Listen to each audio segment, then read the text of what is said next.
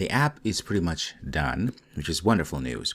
But if you look at the bill form, you can see that we have a lot of state inside of this class that are attached to bill form. Now, the thing that we've learned earlier, and we should always keep in mind, is that it is a very good idea to always hoist this state up to the calling function or the calling composable, meaning that bill form is being called where? Well, it's being called inside of main content.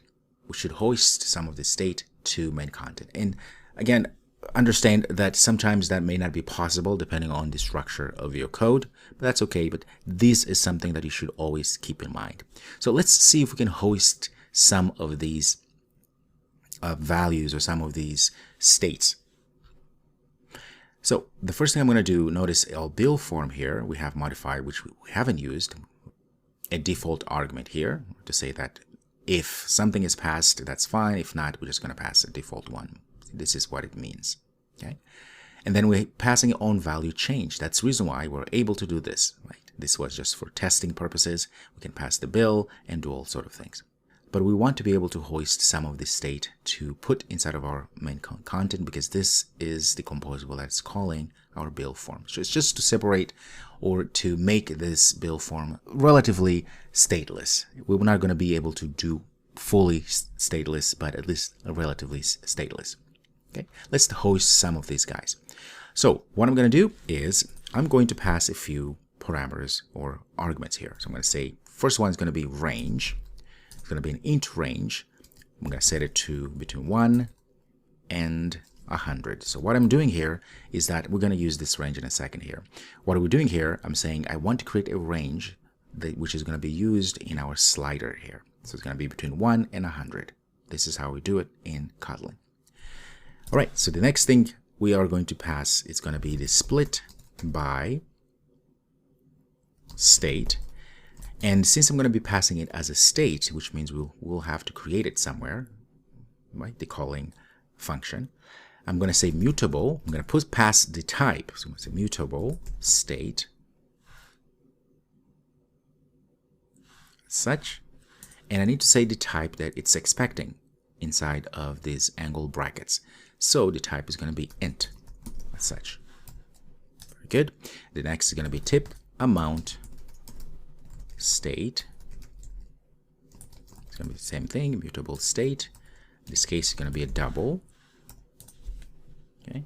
And then total per person. It's going to be a mutable state again. Also a double like this. Let's change this one state, say state like that. And now you can see, if you go down here, you can see we have all of these that indeed can be changed. So at this point, I'm going to just go ahead and cut all of this as such, and we're going to move all of that to the calling function like this. And then we're going to pass that through here. So the first thing, let's start here. So let's start with split by state. I'm going to pass this split by state. Okay. And then let's say tip amount state. I'm going to pass tip amount state like that. And total per person state is going to be equal to total per person state as such. So we have this lambda. We don't really need it. So I'm going to just get rid of that altogether. And pass nothing like this for our bill form. So now we have hoisted some of these states to the calling composable function. We didn't do all of them, but at least we did some of them.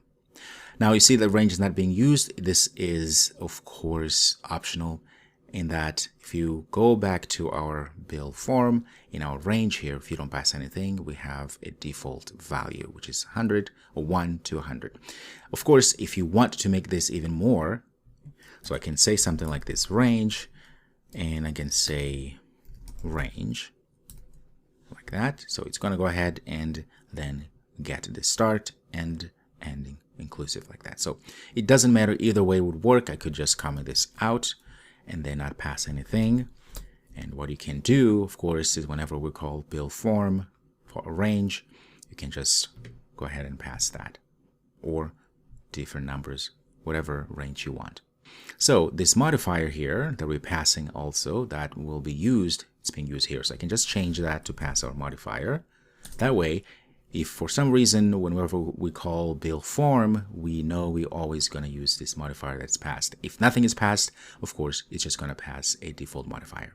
So now we're trying to customize even further the way everything is created. So I'm going to pass a modifier again that we're passing along in our parameters, or in this case, arguments, I should say.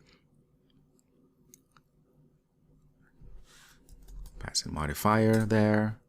So anywhere that it's needed, we can just pass that modifier. Okay, and there you have it. Let's go ahead and run once again, just to make sure we didn't break anything. Okay, there it is. Let's put about 1,000. A nice number so we can see. Okay, that's working still.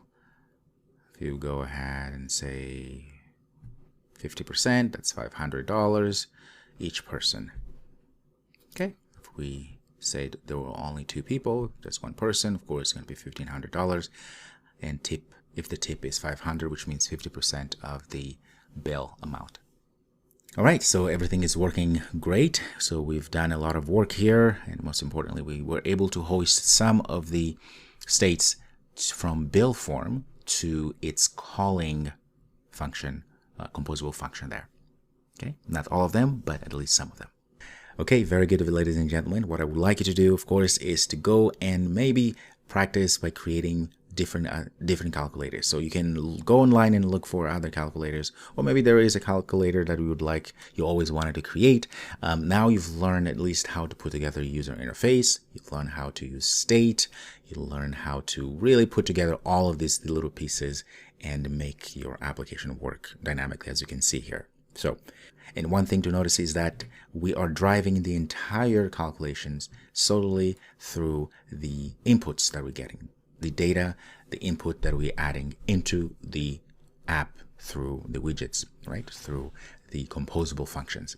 This is huge. So I don't have a button that allows me to add the value and then set everything up and then click calculate, which you could do, but you can see how easy it is. We are dependent on the state, the data, so that then we pass the data and there's some sort of reactive component to the functions that are receiving these composable functions that receive the data, and they know how to rebuild themselves so that they can display the correct data. Okay, this is real good. Okay, congratulations, and I'll see you next.